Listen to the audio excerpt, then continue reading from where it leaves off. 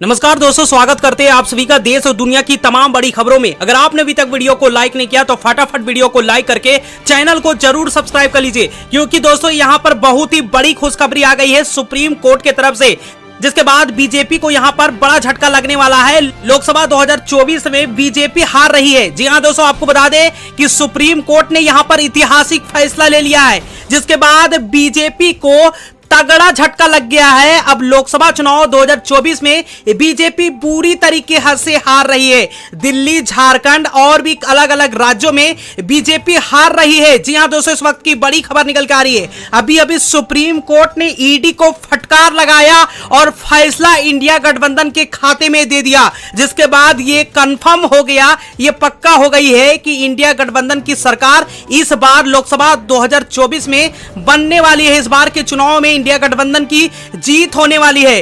दरअसल दोस्तों, ED supreme court में चीखती रही, चिल्लाती रही कि केजरीवाल को जमानत नहीं दीजिए। जज साहब हमारी बात सुनिए, अगर केजरीवाल को जमानत दे दी तो गलत संदेश चला जाएगा। लेकिन सुप्रीम कोर्ट ने आज ईडी की एक ना सुनी। आपको बता दें कि आज ईडी की हालात भरे कोर्ट में इतनी खराब हो गई कि जब केजरीवाल की अंतिम जमानत पर जज साहब फैसला पढ़ रहे थे, तब ईडी की वकील चीख रहे थे, चिल्ला रहे थे। अब जज साहब टोकते हुए कहा कि आप अपनी दलील अपने पास रखिए। तो कैसे केजरीवाल की बड़ी जीत हुई, कैसे सुप्रीम कोर्ट ने ईडी के खिलाफ जाकर केजरीवाल को अंतिम जमानत दे दी, सुप्रीम कोर्ट में क्या कुछ हुआ, सबसे पहले आप केजरीवाल के वकील का ये बयान सुनिए, फिर ईडी कितनी भयंकर फजीहत होती है आपको बताता हूं।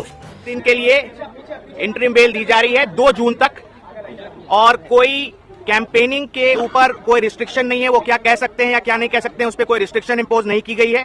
जबकि जब ऑर्डर भी प्रोनाउंस किया जा रहा था, तब भी ईडी ने रिक्वेस्ट किया कि कोई रिस्ट्रिक्शन डाली जाए, लेकिन कोई रिस्ट्रिक्शन नहीं दी गई है। और 2 जून को उन्हें 2 जून तक की ये मोहलत दी गई है।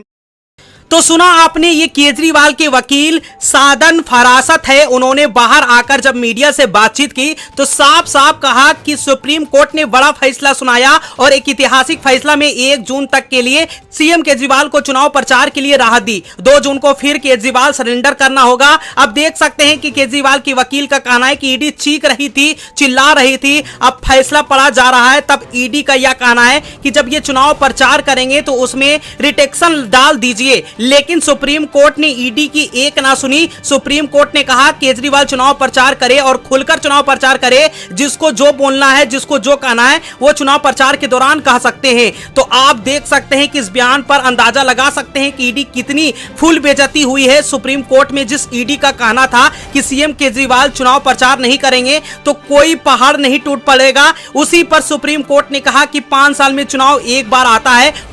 और आखिर आपने क्यों चुनाव से ठीक पहले सिटिंग मुख्यमंत्री को गिरफ्तार कर लिया, इस पर जवाब दीजिए। आप जब जवाब दिया ही नहीं और अंतिम जमानत मिल चुकी है, तो आप देख सकते हैं कि ईडी कितनी बेइज्जती हुई है। वो भी चुनाव के बीच सुप्रीम कोर्ट ने यह फैसला सुनाया।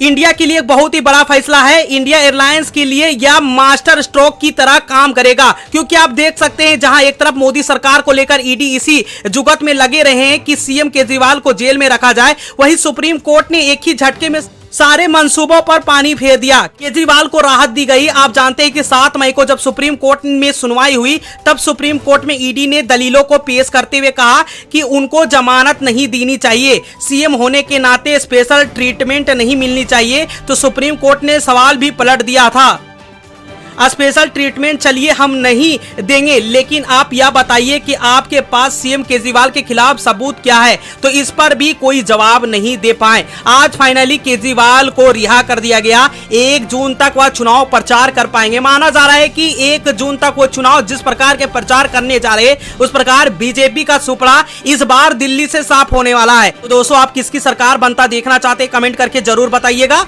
वही रुक करते अगली बड़ी खबर। तो कोरोना तो चला गया, लेकिन उसकी छाप अब तक लोगों के मन पर और मानसिक बनी हुई है। लेकिन अब एक बार फिर से लोगों पर बड़ा संकट मंडराता हुआ नजर आ रहा है। जो वैक्सीन एक वक्त पर जीवन दान मानी जा रही थी, अब वही जान पर संकट बन गई है। ब्रिटेन से लेकर भारत समेत दुनिया भर में कोविड वैक्सीन पर गंभीर सवाल खड़े हो रहे हैं, और अब इसको लेकर डॉक्टरों ने मोदी सरकार से गुहार लगाई है। तो क्या है पूरा मामला, जानने के लिए देखिए ये खास रिपोर्ट।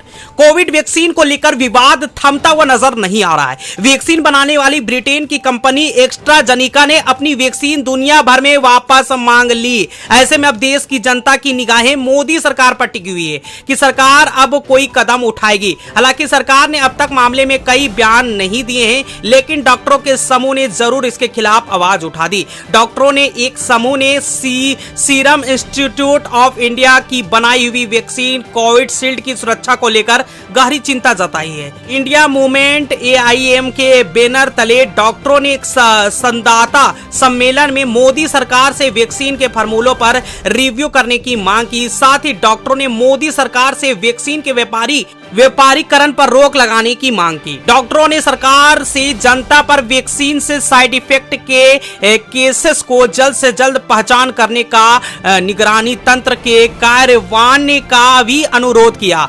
संवाददाता सम्मेलन और रेडियोलॉजिस्ट एवं कार्यकर्ता डॉक्टर तरुण कोठरी ने मोदी सरकार पर आरोप लगाते हुए कहा कि सरकार ने कोविड रोधी टीकाकरण के बाद दुखद मौत के बढ़ते मामलों में पूरी तरीके से नजरअंदाज कर दिया और वैज्ञानिक जांच के बिना कोविड टीकों की सुरक्षा एवं प्रभावी रूप से प्रचारित करना जारी रखा। उन्होंने कहा कि दुनिया कोविड वैक्सीन के थ्रोस एवं थ्रोम्बोसाइटोपेनिया सिंड्रोम TTS नामक दुष्प्रभाव के बारे में जान रही है। दोस्तों, कोरोना वैक्सीन जिन लोगों ने लिया है उस पर गंभीर बीमारियों का प्रकोप छाएगा। यहाँ पर कई सर्वे निकल के आ रही है। तो आपको कोरोना वैक्सीन दिया गया प्रधानमंत्री मोदी के सरकार में, तो इस पर आपकी क्या राय है दोस्तों, कमेंट करके जरूर बताइएगा।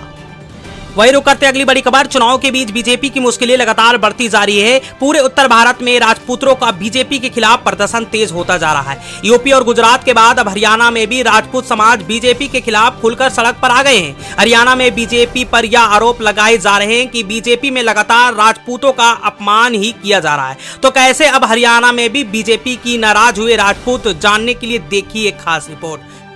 राजपूतों के प्रदर्शन की आग अब गुजरात के बाद हरियाणा पर भी हो चुकी है। बीजेपी के खिलाफ राजपूतों का गुस्सा लगातार बढ़ता ही जा रहा है। राजपूतों का आरोप है कि बीजेपी उनका बार बार अपमान किया जा रहा है। इसे लेकर अब हरियाणा बीजेपी प्रवक्ता और करनी सेना के अध्यक्ष सूरजपाल अम्मू ने पार्टी से इस्तीफा दे दिया। उनका कहना है कि बीजेपी में राजपूतों के साथ भेदभाव किया जा रहा है और क्षत्रिय समुदाय का अपमान करने वाली व्यक्ति को पार्टी ने लोकसभा चुनाव का उम्मीदवार बना दिया। सूरजपाल ने अपने इस्तीफा में लिखा कि साल 2014 के बाद से भारतीय जनता पार्टी के नेतृत्व में क्षेत्रीय समुदाय की प्रतिनिधि भी लगातार कम होती जा रही है। यहां तक कि प्रमुख समुदाय के बड़े नेताओं को पार्टी में हाशिए पर डाल दिया गया है या फिर उन्हें दरकिनार कर दिया गया है।